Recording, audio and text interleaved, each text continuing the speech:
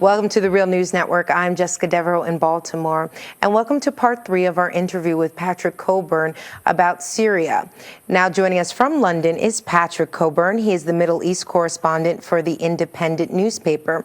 He spent 2 weeks reporting from Damascus, Syria this summer, and he's been covering the Middle East for over 30 years. Thanks for joining us, Patrick. Thank you. So, Patrick, let's talk about an actor that doesn't get much media attention in this whole ramp up to a potential strike against Syria, that being Saudi Arabia. What, in your opinion, are the motives for Saudi Arabia to be funding the opposition, and what's really driving their agenda? Well, Saudi Arabia has always had difficult relations with Syria. Not every year, but a lot of the time. They really don't like Syria being allied to Iran. Iran is the great rival of Saudi Arabia in the Gulf. And, Saudi Arabia isn't just Sunni, but it's fundamentalist Sunni and regards the Shia and the leadership of Syria, or Alawites, they're sort of Shia, as being basically heretics. So you have the Saudis seeing this as a way of getting at Iran and also driving back the Shia. Those are probably the main motives of the Saudi monarchy. Okay. And what about Qatar? They're also funding the opposition. Is it for very similar reasons that they're fighting against Assad? They had supported the Muslim Brotherhood in Egypt and Syria, which the Saudis don't like. There's rivalry there, although they have a lot in common. And the Qataris are now playing a lesser role. They were playing a bigger role previously in supporting and financing the opposition.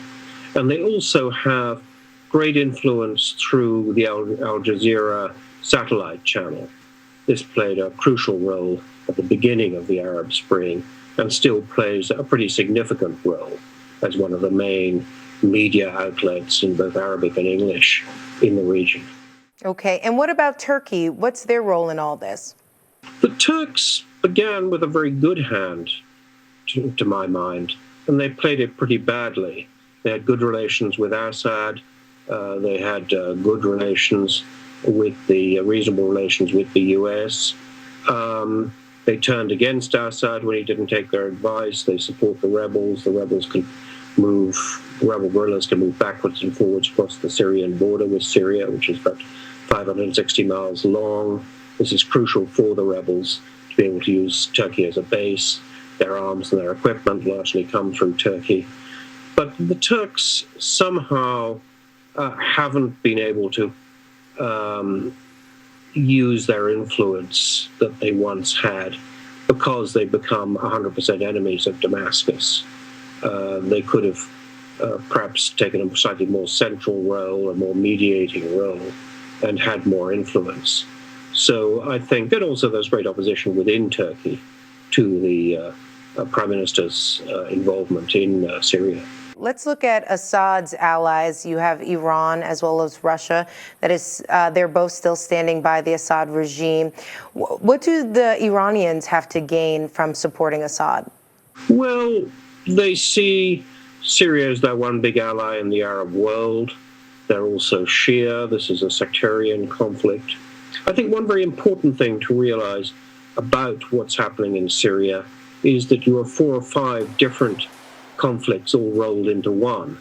At the beginning, you had a popular uprising against dictatorship, but you also have Sunni against Shia and these other issues, Iran against Saudi Arabia, proxy war going on. And that's what makes it so difficult to stop, that if you sort of resolve one question, you still have all the other questions to resolve. Okay. And lastly, what is your take on this G20 summit? You're going to have Vladimir Putin, as well as President Obama, sitting down at the G20. Of course, Syria is going to be discussed. Do you see Russia and the United States being able to come up with a deal in order to sort of de-escalate this growing fervor for a military strike in the region?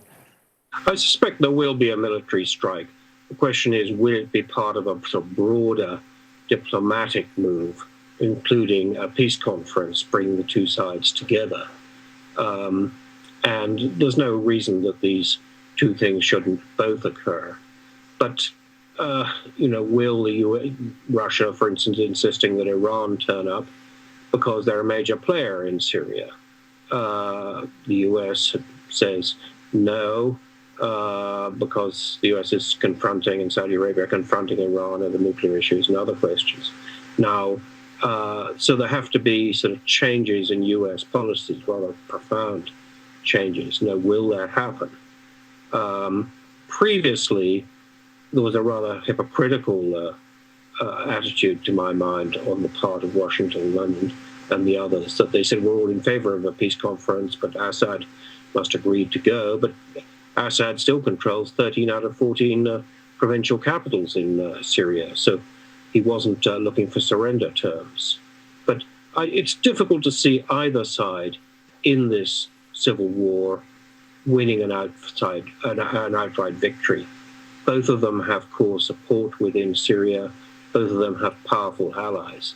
So the only alternative, really, is some sort of peace conference, which probably won't end the fighting, but might lead to a ceasefire and might sort of de-escalate the violence, at least temporarily.